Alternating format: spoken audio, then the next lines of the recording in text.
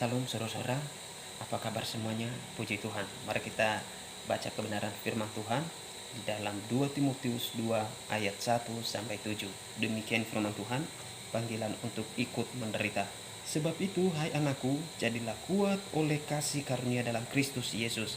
Apa yang telah engkau dengar daripadaku di depan banyak saksi, percayakanlah itu kepada orang yang dapat dipercayai, yang juga cakap mengajar orang lain. Ikutlah menderita sebagai seorang prajurit yang baik dari Kristus Yesus. Seorang prajurit yang sedang berjuang tidak memusingkan dirinya dengan soal-soal penghidupannya, supaya dengan demikian ia berkenan kepada komandannya. Seorang olahragawan hanya dapat memperoleh mahkota sebagai juara apabila ia bertanding menurut peraturan-peraturan olahraga. Seorang petani yang bekerja keras haruslah yang pertama menikmati hasil usahanya.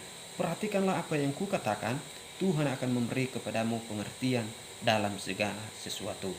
Saudara-saudara, di dalam pembacaan kita pada saat hari ini, yaitu di dalam 2 Timotius 2 ayat 1 sampai 7, kita melihat suatu kebenaran bahwa bagaimana Paulus menuliskan surat ini kepada Timotius, mengingatkan Timotius di dalam dia mau menjadi pelayan yang baik, dia harus memiliki 3 kriteria.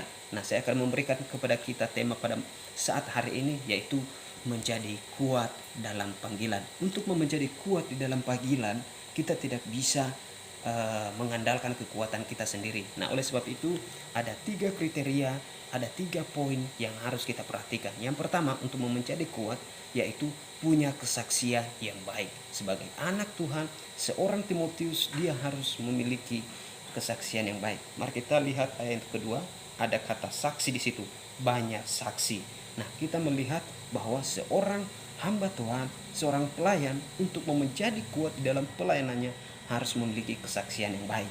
Itu poin yang pertama. Poin yang kedua adalah dapat dipercaya. Mari kita lihat ayat selanjutnya bahwa dapat dipercayai. Nah, seorang anak Tuhan, seorang hamba Tuhan harus dapat dipercayai dalam perkataannya, dalam apa yang dia sampaikan, baik itu di dalam perkataan kepada orang-orang yang lebih pendek umur atau orang-orang yang lebih mudah dari dia, dan juga kepada orang-orang yang lebih tua dari dia harus dapat dipercaya perkataannya.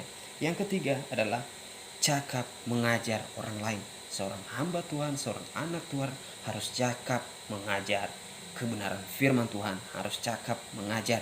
Nah, untuk 3 poin ini kita tidak bisa melakukannya sendiri. Nah, oleh sebab itu ada 3 cara juga kita untuk bertahan, untuk kuat di dalam panggilan kita. Tema kita tadi bahwa kita mau menjadi kuat di dalam pelayanan. Nah, 3 cara untuk menjadi kuat dalam pelayanan. Yang pertama adalah menjadi seperti prajurit. Mari kita lihat di ayat yang 4.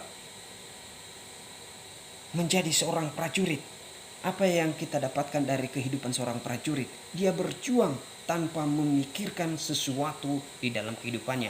Dia memiliki tujuan, yaitu menyenangkan komandannya. Amin.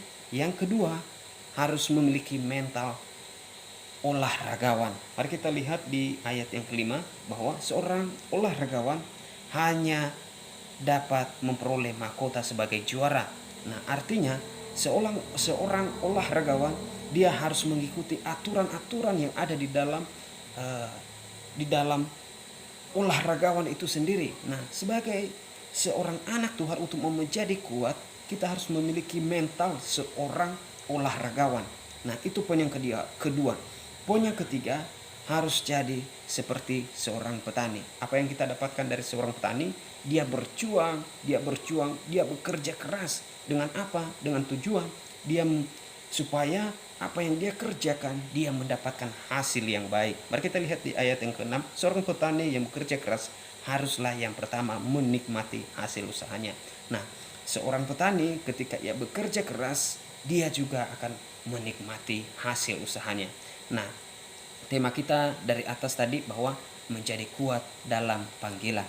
Nah, oleh sebab itu 3 poin dari atas bahwa yaitu punya kesaksian yang baik, dapat dipercaya, cakap mengajar. Dan 3 cara juga untuk kita dapat melakukan yang di atas. Yang pertama adalah jadi seperti prajurit, dan yang kedua memiliki mental seorang olahragawan. Yang ketiga jadi seperti seorang petani. Demikian firman Tuhan.